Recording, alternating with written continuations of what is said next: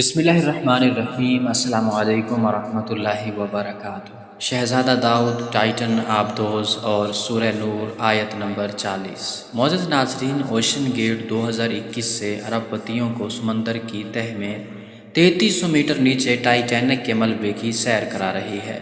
Titanic کا ملبہ 1985 میں دریافت ہوا اور اوشن گیٹ نے 2021 سے دنیا بھر کے امراء کو اس کی سیر کرانی شروع کر دی۔ شہزادہ داؤد اور سلیمان داؤد 18 جون کو ٹائٹن میں سوار ہوئے اور آبدوز پانی میں اتر گئی۔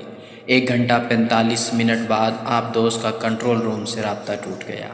آج تک کی تحقیقات کے مطابق آبدوز پونے 2 گھنٹے بعد باتی پیلیجیکل زون میں دھماکے سے پھٹ گئی اور یہ زون 3000 میٹر کی گہرائی میں ہے۔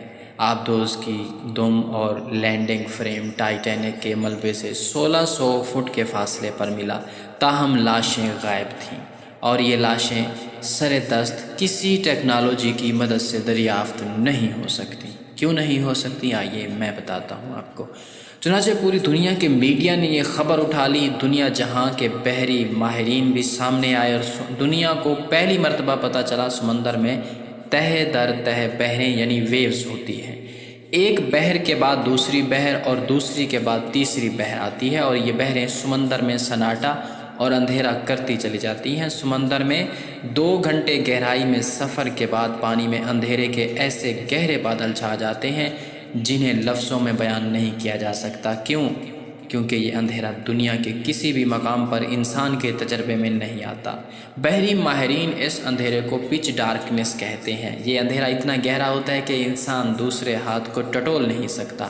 ہمیں یہ جاننے کے لیے سورہ نور کی آیت نمبر 40 پڑھنا پڑے گی۔ اللہ تعالیٰ نے اس آیت میں مڈ نائٹ زون اور پچ ڈارکنس کے بارے میں بتایا ہے۔ آیت کا ترجمہ کچھ اس طرح ہے کہ یا جیسے ایک گہرے سمندر میں اندھیرا ہو، موجوں کے اوپر موجیں اٹھ رہی ہوں، اوپر سے گہرے سیاہ بادل چھائے ہوئے ہوں، اوپر تلے بہت سے اندھیرے ہوں، اور اگر کوئی اپنا ہاتھ نکالے تو اس کو بھی نہ دیکھ پائے۔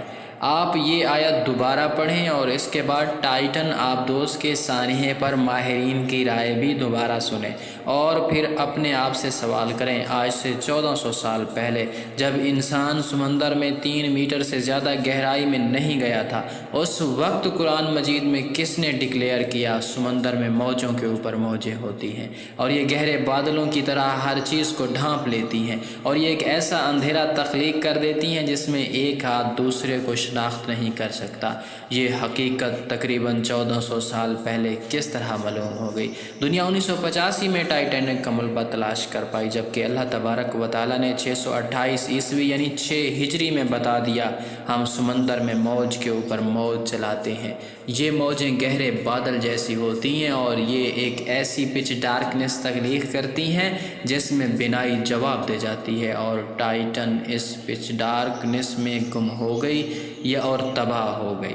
کیا یہ محض اتفاق تھا؟ میں نے اس آیت کا بار بار مطالعہ کیا اور میری آنکھیں آنسوؤں سے لبریز ہو گئیں، اور میں نے اللہ کا شکر ادا کیا کہ اس نے مجھے اپنے اس دین میں پیدا کیا جس نے دنیا کو 1400 سال پہلے پچ ڈارکنس، موج کے اوپر موج اور پھر اندھیرے کے بادلوں کے بارے میں اطلاع دے دی تھی، اور ساتھ یہ بھی فرما دیا تھا اللہ جس کو روشنی نہ دے اسے کبھی روشنی نصیب نہیں ہوتی۔ اور مجھے ساتھ ہی یہ بھی محسوس ہوا اللہ تعالیٰ نے شاید دنیا کو اپنی آیات کی طرف متوجہ کرنے کے لیے ٹائٹینک اور ٹائٹن کو ڈبویا تاکہ لوگوں تک اس کا پیغام پہنچ سکے۔